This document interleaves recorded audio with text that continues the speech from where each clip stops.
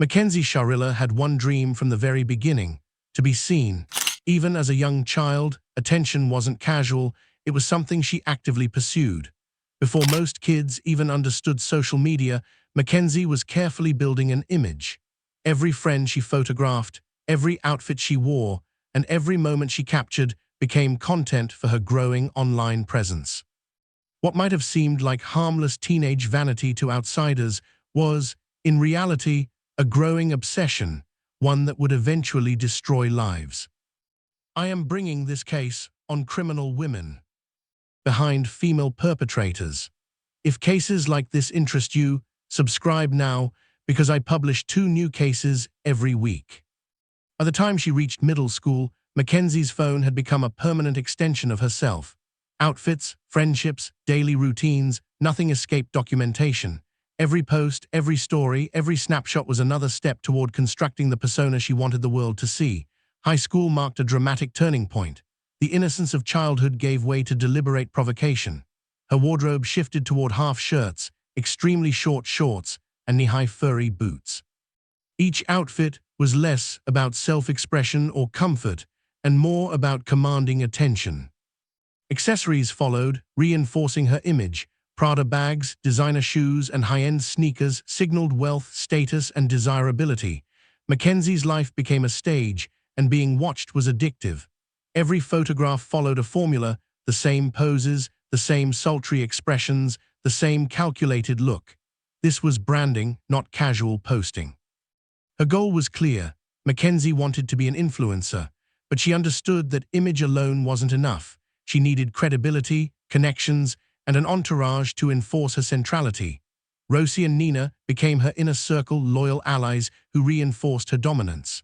The rest of the girls in her social circle acted less like friends and more like guards, ensuring she remained the focus of attention wherever she went. To complete her narrative, Mackenzie sought the perfect boyfriend, Dominic Russo. Older, financially independent, and confident, Dominic fit perfectly into her image. By 2022, he was 20 years old, out of school, and living in a house next to his parents. He had a recording studio, invested in cryptocurrency, and carried himself like a young entrepreneur, a lifestyle Mackenzie could showcase online. Most importantly, Dominic spent money on her, fueling the luxurious image she carefully curated. The two became inseparable. Mackenzie spent more time at Dominic's house than anywhere else, documenting parties, trips, and social gatherings. By her senior year, it appeared she had everything she had ever worked for: a wealthy boyfriend, a loyal girl squad, and the first signs of influencer success as brands began sending her products for free. But that public image masked a darker reality.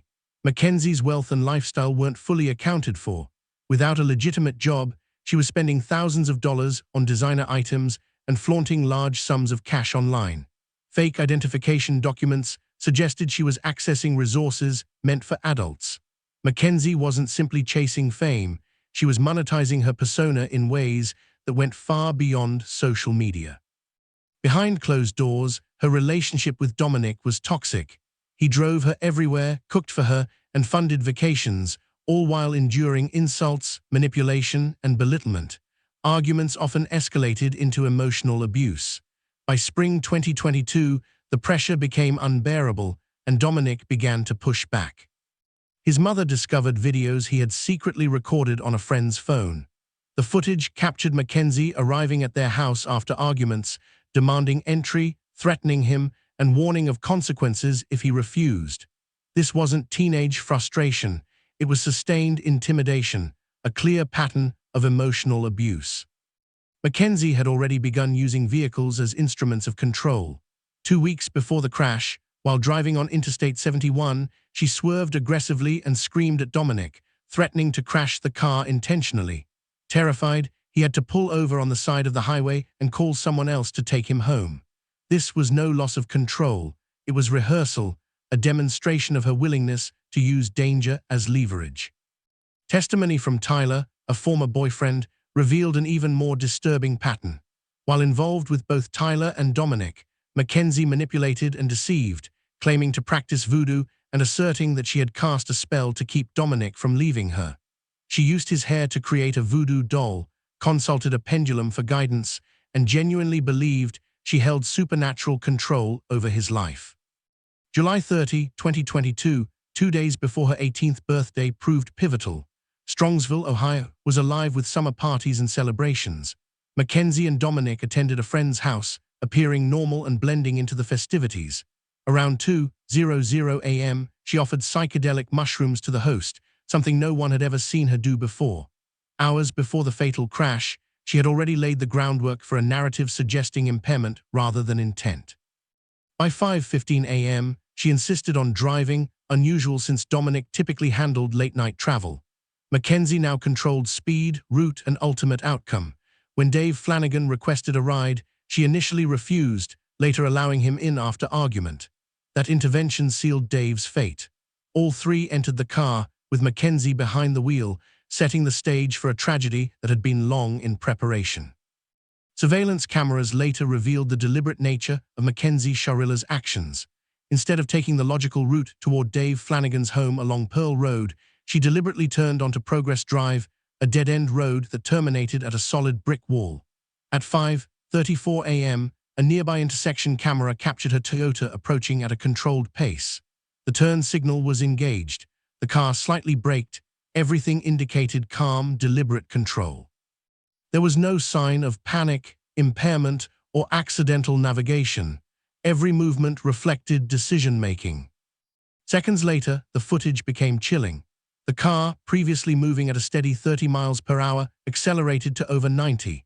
There were no skid marks, no braking attempts, just sustained, intentional acceleration straight toward the wall. At the last moment, a sharp swerve narrowly avoided a large tree, demonstrating that Mackenzie remained fully in command of the vehicle. She wasn't drifting, she wasn't reacting. She was deliberately steering toward impact. The collision was catastrophic. The car split apart, metal twisted, glass shattered, and debris scattered across the industrial area. For 45 minutes, the wreck remained unnoticed in the early morning darkness. The streets empty, businesses closed. At 6:15 a.m., a motorcyclist happened upon the wreck and immediately called 911. First responders arrived 10 minutes later. The scene stunned even seasoned officers, 3 occupants trapped in mangled metal. Dominic Russo, 20, was dead in the front passenger seat. Dave Flanagan, 19, had died in the back. Mackenzie Sharilla, the only survivor, was pinned beneath the dashboard, conscious but in shock. Firefighters worked carefully, cutting through twisted steel to free her. She suffered a broken femur, fractured arm, broken ribs, and internal trauma that required multiple surgeries. Remarkably, she was wearing a seat belt, a crucial detail that would later prove she intended to survive while the others did not. Calls to families followed. Mackenzie's parents, Natalie and John Sharilla, rushed to the hospital, unaware that 2 lives had already been lost. Dominic's mother, Christine, received devastating news. Her son was gone. The grief that followed was immediate, overwhelming, and irreversible. Initially, investigators considered the crash a tragic accident.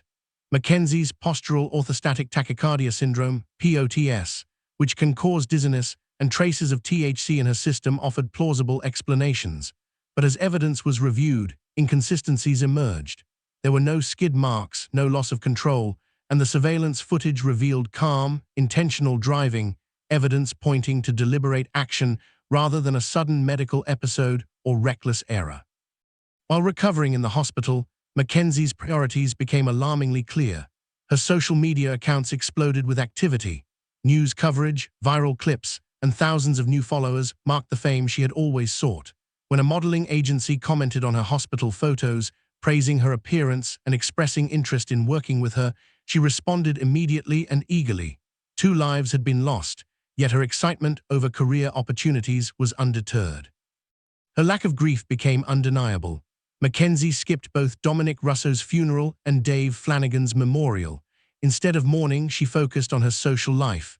Shortly after being released, she attended a concert. Photos captured her in a wheelchair, dressed up, phone in hand, actively posting online. Rather than reflection, there was curation. Rather than remorse, there was performance. Her online behavior grew increasingly shocking. She bragged about drug tolerance and reckless behavior, claiming she was impervious to harm. Then came Halloween 2022.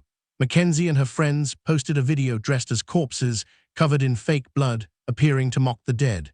Dave Flanagan's sister saw the post, horrified, and immediately contacted police. The video offered visual evidence of Mackenzie's lack of remorse, trivializing death itself. Even more disturbing, her parents publicly defended her costume, framing it as having fun, enabling her behavior rather than correcting it. While the world expected grief, Mackenzie projected a carefully curated, attention-driven persona. She continued to pursue recognition, building influence from tragedy, proving a stark contrast between the consequences of her actions and the image she presented online.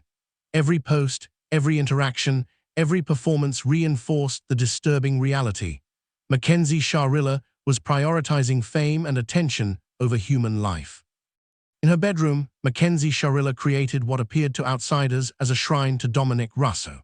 She wore his clothes, kept his belongings carefully displayed, and posted heartfelt messages on his Facebook memorial page. To those who didn't know the full story, it seemed like deep mourning.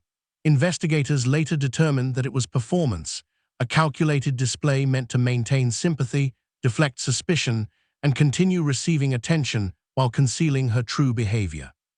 Even Mackenzie's own father grew concerned. On August 6th, only a week after the crash, police were called to the Sharilla home after she became upset over being barred from attending Dominic's funeral. He told officers, "I feel like my daughter needs a psych evaluation." The statement revealed that even her closest family recognized something deeply wrong with how she processed or avoided reality. Dominic's family supplied police with a video he had secretly recorded months earlier, showing Mackenzie making threats, yelling aggressively, and warning him about consequences if he didn't comply with her demands. The footage confirmed a long-standing pattern of intimidation and manipulation. Former boyfriend Tyler corroborated the behavior, testifying that Mackenzie had threatened to kill Dominic, practiced voodoo to control him, and was fully capable of using a car as a weapon. The critical breakthrough came from Mackenzie's own phone. Investigators discovered GPS data showing she had driven down Progress Drive 7 separate times in the weeks leading up to July 30th, repeatedly practicing the exact route where the fatal crash would later occur. Videos on her phone documented reckless driving, speeding, smoking while behind the wheel, filming Snapchat clips, and laughing during minor collisions. Each instance wasn't accidental. It was experimentation, learning how to push limits while treating danger as entertainment. Financial evidence further revealed motive. Photos showed large sums of cash she could not account for, and fake identification documents suggested she was presenting herself as older to access adult opportunities. Snapchat messages dated July 22nd, just 8 days before the crash, exposed her negotiating paid services with clients, some offering thousands of dollars for photos or in-person meetings. Investigators concluded she wasn't financially desperate, and that Dominic may have represented a threat to her income, control, and public image. Witness testimony from the party that night contradicted Mackenzie's version of events. Tire marks confirmed she maintained extreme speed, steering intentionally until impact. Observers described tension inside the car, Dominic and Mackenzie arguing while Davian tried to remain disengaged, distracted on his phone. Dominic's brother also testified that Mackenzie had made explicit threats, including using vehicles to harm him. Just days prior, she had already driven aggressively toward Dominic on the highway, forcing him to abandon the car. The evidence painted a clear pattern: threats, rehearsed driving, and manipulation culminated in the deliberate deaths of 2 young men. On November 4, 2022, police executed an arrest warrant at the Sharilla home. Mackenzie had just turned 18 days after the crash, meaning she would face adult charges. Her parents rushed to intervene, desperate to protect her, but the investigators' case was airtight. Mackenzie now faced 12 charges tied directly to the deaths of Dominic Russo and Davian Flanagan. She chose a bench trial, likely believing a single judge would be more sympathetic or easier to influence than a jury. During the trial, the full scope of evidence was presented. Surveillance footage captured controlled driving followed by deliberate acceleration. GPS data confirmed repeated practice runs. Threatening videos, eyewitness accounts, and expert crash analysis painted a consistent story. The murders were premeditated. The defense argued that a medical episode caused the crash, citing her POTS diagnosis, but the evidence of planning and intent was overwhelming. On August 14, 2023, Judge Nancy Margaret delivered the verdict. Mackenzie Sharilla was found guilty on all counts: 4 counts of murder, 4 counts of felonious assault, 2 counts of aggravated vehicular homicide, 1 count of drug possession, and 1 count of possessing criminal tools. She was sentenced to 15 years to life, with parole eligibility in October 2037, and remanded to the Ohio Reformatory for Women. For the families, the verdict offered accountability, though it could never restore Dominic or Davian. Mackenzie's actions exposed a chilling truth about social media obsession. The relentless pursuit of attention can hide dark, violent behavior. Underneath the persona of a typical teenager and aspiring influencer, she was capable of calculated, cold-blooded murder. She had planned and executed the deaths, survived intentionally, and maintained a public image while 2 young men lost their lives. The case serves as a stark reminder of how curated online personas can conceal reality, how fame can distort priorities, and how obsession with control and attention can escalate to devastating consequences. Mackenzie Sharilla's story is both a tragedy and a warning. Appearances can deceive, and behind the allure of social media glamour may lie a dangerous, destructive reality. Even after the murders, Mackenzie Sharilla continued to seek attention, almost as if the deaths of Dominic Russo and Dar Von Flanagan had no bearing on her priorities. She attended parties, often documenting every moment online, responded eagerly to modeling agencies, and curated social media posts that drew thousands of likes and followers. The Halloween incident, in which she and her friends dressed as corpses covered in fake blood, revealed a complete lack of remorse and a disturbing desire to shock, a performance that deliberately ignored the grief of the families whose lives she had destroyed. Her story stands as a stark cautionary example of how fame and social media can amplify dangerous behavior. Reckless driving, illegal activity, and attention-seeking content were all enabled, and in some ways, rewarded by platforms that prioritize engagement over ethics or responsibility. The consequences were irreversible. Dominic and Dar Von will never grow up, pursue their dreams, or celebrate milestones with family and friends. Their lives were stolen by someone obsessed with control, recognition, and the illusion of influence. The fallout extended far beyond the immediate tragedy. Friends, classmates, and the local community were left grappling with shock, disbelief, and grief. Families of the victims struggled to process a reality in which the deaths of young men, who had been full of promise and potential, were orchestrated by someone they knew only as a teenager with an online persona. Mackenzie's parents, who had enabled or overlooked her increasingly erratic behavior, were forced to confront the consequences of denial and inaction. Ultimately, Mackenzie Sharilla achieved notoriety, but at the cost of her freedom and humanity. Instead of red carpets, sponsorships, or a rising social media career, she faced handcuffs, a courtroom, and a prison sentence. Instead of adoring fans, she is remembered as a calculated, cold-blooded killer. Her obsession with fame and control destroyed not only the lives of her victims, but also her own, turning what might have been opportunity into decades behind bars. Her story serves as a chilling reminder: appearances can deceive.